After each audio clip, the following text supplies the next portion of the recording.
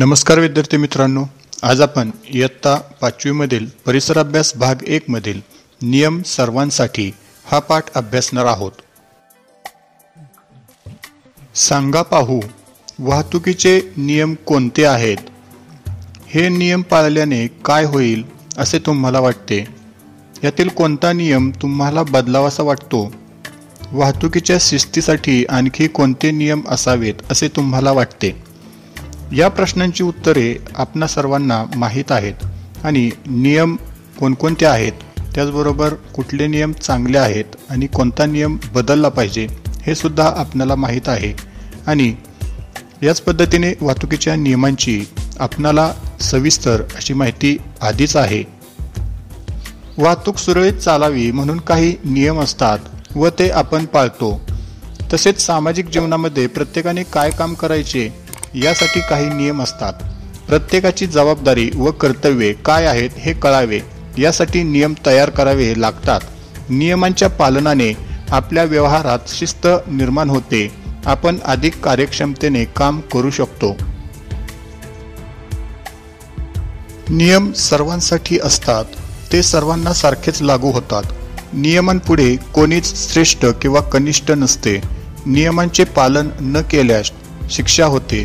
नियम मोडल्याबद्दल शिक्षा देताना कोणताही भेदभाव केला जात नाही।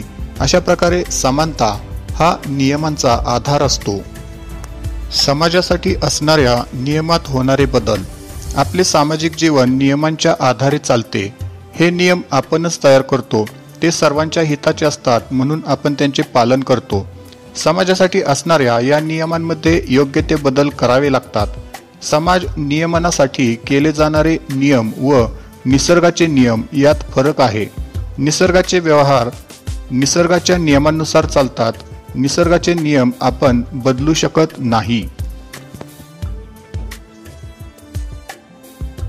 सूर्याचे उगवणे व मावळणे किंवा ऋतुचक्रातील बदल कधीच थांबत नाहीत। गुरुत्वाकर्षणाचा नियम बदलत नाही। समुद्राची भरती ओहोटी, चंद्राच्या बदलणाऱ्या काला या सर्व गोष्टी निसर्ग नियमानुसार चालू असतात। निसर्गातील नियम हे अधिक स्थिर व निश्चित असतात, ते कालबाह्य होत नाहीत। परंतु माणसांसाठी असणाऱ्या नियमात परिस्थितीनुसार बदल करावे लागतात। आपला देश ब्रिटिशांच्या राजवटीखाली होता तेव्हाचे नियम वेगळे होते। आपल्याला स्वातंत्र्य मिळाल्यानंतर परिस्थिती बदलली आणि त्यानुसार समूह जीवनाचे नियम बदलले। उदाहरणार्थ, स्वातंत्र्य मिळाले तेव्हा 21 वर्षांवरील नागरिकांना मतदानाचा हक्क होता। 1988 नंतर मतदानाचा हक्क व्यक्तीस 18 वर्षे पूर्ण झाल्यावर देण्यात आला।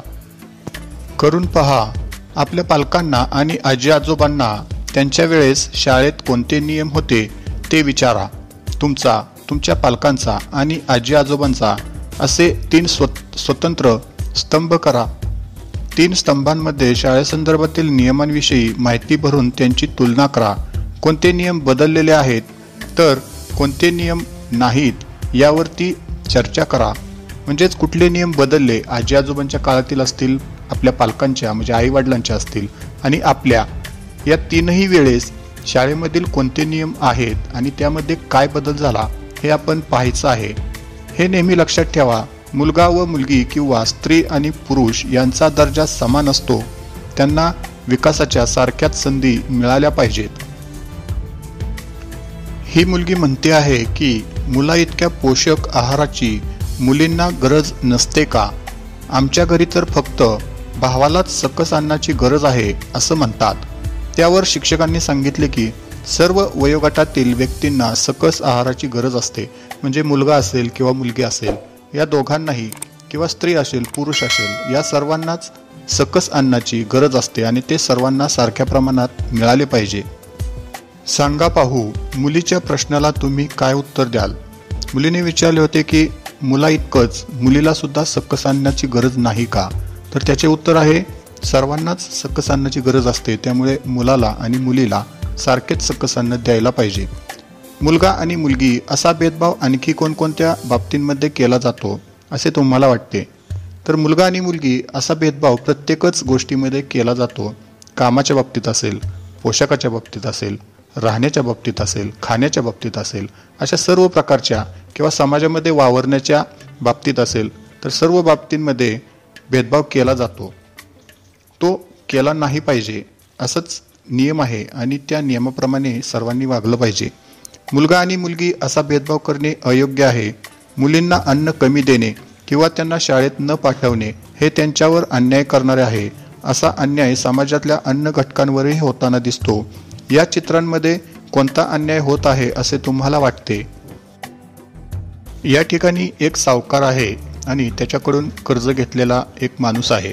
तो माणूस म्हणतो आहे की तुमचे सगळे पैसे परत केले तरी कर्ज कसं शिल्लक राहिलं. या ठिकाणी हा सावकार त्या माणसाला कर्ज दिलेला असल्यामुळे आणि त्याच्याकडून सगळे पैसे घेऊन सुद्धा त्याचे पैसे शिल्लक आहेत असं सांगत आहे. त्यामुळे त्याच्यावरती हा एक प्रकारचा अन्यायच आहे. दुसऱ्या चित्रामध्ये एक घरातील मालकीन आणि तिच्या घरातील मोलकरीण अशा दोघींचा आहे आणि ती मोलकरीण म्हणजेच कामवाली बाई म्हणत आहे की महिनाभरात एकही सुट्टी न घेता महिनाभर मी काम करते, मग तुम्ही मला इतका कमी पगार का देता. याच्यावरून आपल्या लक्षात येतं की तिच्याकडून कष्ट करून घेतले जातात पण तिच्या कष्टाचा योग्य मोबदला तिला मिळत नाही असं त्या कामवाल्या बाईचं म्हणणं दिसतंय. कोणत्याही प्रकारचा अन्याय होऊ नये म्हणून नियम करावे लागतात. सांगा पाहू, खाली नियमांची एक सूची दिली आहे. प्रत्येक नियमाचा काही हेतू आहे. काही नियमांचे अनेक हेतू आहेत. वर्गात यातील प्रत्येक नियमावर चर्चा करा. मला असे वाटते या नावाच्या पुस्तिकेत तुम्ही मांडलेल्या मतांची नोंद करा. पहिला नियम आहे सार्वजनिक ठिकाणी ध्वनिक्षेपकावर रात्री 10 वाजल्यानंतर बंदी. दुसरा नियम आहे मुलामुलींना मोफत प्राथमिक शिक्षण. तिसरा नियम आहे निर्माल्य व अन्य कचरा नदीत टाकण्यास बंदी. चौथा नियम आहे कौटुंबिक हिंसेपासून महिलांना संरक्षण. पाचवा नियम आहे बाल कामगारांच्या नेमणुकीवर बंदी. आणि सहावा नियम आहे जंगलतोड व शिकारीवर बंदी. या सर्व नियमांविषयी आपण वर्गांमध्ये चर्चा करायची आहे आणि यातील कोणते नियम आणि त्याच्या पाठीमागचे हेतू हे आपण सर्व लिहून काढायचे आहेत. आपल्या जीवनात आपण अनेक रूढी परंपरांचेही पालन करत असतो. आपले आई वडील, आजी आजोबा, नातेवाईक यांचे पाहून आपण त्या परंपरा पाळतो. आपल्या समाजात अनेक चांगल्या रूढी आणि परंपरा आहेत. आपण सण समारंभांचा एकत्रित आनंद घेतो. घरी आलेल्या पाहुण्यांचे स्वागत करून त्यांचा सन्मान करतो. पर्यावरणाचे संतुलन राखणाऱ्या अनेक रीती आपण परंपरेने पाळतो. प्राण्यांविषयी प्रेम व कृतज्ञता व्यक्त करतो. अहिंसा आणि शांतता ही मूल्ये प्राचीन काळापासून आपल्या सामाजिक जीवनात आहेत. असे असले तरी काही रूढी व परंपरा मात्र अयोग्य आहेत. त्या आपल्या समाजाच्या फायद्याच्या नाहीत. उदाहरणार्थ जातीभेद. त्यामुळे समाजात उच्च नीच अशी दरी निर्माण होती. विषमता वाढली. अस्पृश्यता ही एक अमानुष व अन्यायकारक प्रथा होती. स्वतंत्र भारताच्या संविधानाने अस्पृश्यतेची प्रथा नष्ट केली. कित्येक वेळा कायदे करून अनिष्ट रूढींचे निर्मूलन करावे लागते. आपल्या देशात सती, बालविवाह यांसारख्या रूढींवर कायदा करून बंदी घालण्यात आली. जादूटोणा करून लोकांना फसवण्यावर बंदी घालणारा कायदा सर्वप्रथम महाराष्ट्रात करण्यात आला. लग्नात हुंडा घेण्याच्या प्रथेला कायद्याने बंदी घातली आहे. चुकीच्या रूढी परंपरांमुळे समाजातल्या काही लोकांच्या वाट्याला उपेक्षा येते. त्यांना शिक्षण घेता येत नाही, प्रगतीच्या संधी मिळत नाहीत, रोजगार मिळत नाही. त्यामुळे गरिबी वाट्याला येते. गरिबी आणि शिक्षणाचा अभाव या आपल्या सामाजिक जीवनातील मोठ्या अडचणी आहेत. त्या दूर केल्या पाहिजेत, तरच आपण सर्वजण एकत्रितपणे पुढे जाऊ शकतो. या ठिकाणी चित्रांच्या माध्यमातून आपले काही सामाजिक प्रश्न मांडण्यात आलेले आहेत. त्यापैकी निरक्षरता म्हणजे शिक्षण नसणे, अंधश्रद्धा, चुकीच्या प्रथा, बालविवाह म्हणजे लहान असतानाच लग्न करणे आणि बालकामगार म्हणजेच लहान मुलांना कामाला लावणे हे सर्व चुकीच्या प्रथा आहेत आणि यातून आपण बाहेर आलं पाहिजे. पर्यावरण रक्षण. समाजात समता व न्याय प्रस्थापित करण्यासाठी जसे कायदे आवश्यक असतात तसेच पर्यावरणाच्या रक्षणासाठीही कायद्यांची गरज असते. आपण अनेक बाबतीत निसर्गावर अवलंबून असतो. आपल्या अनेक गरजांची पूर्तता निसर्गामुळे होते. आपल्यानंतर येणाऱ्या पिढ्यांनाही नैसर्गिक साधनसंपत्ती पुरली पाहिजे। त्यासाठी आपण या साधनसंपत्तीचे जतन केले पाहिजे, ती काळजीपूर्वक वापरली पाहिजे। माहीत आहे का तुम्हाला, जातीभेद, स्त्री पुरुष विषमता आणि स्त्री शिक्षणाचा अभाव हे आपल्या समाजातील प्रमुख अडथळे होते। ते दूर करण्याचा प्रयत्न महात्मा ज्योतिराव फुले, राजर्षी शाहू महाराज, डॉक्टर बाबासाहेब आंबेडकर यांनी केला। स्त्रियांच्या शिक्षणासाठी सावित्रीबाई फुले यांना मोठाच संघर्ष करावा लागला।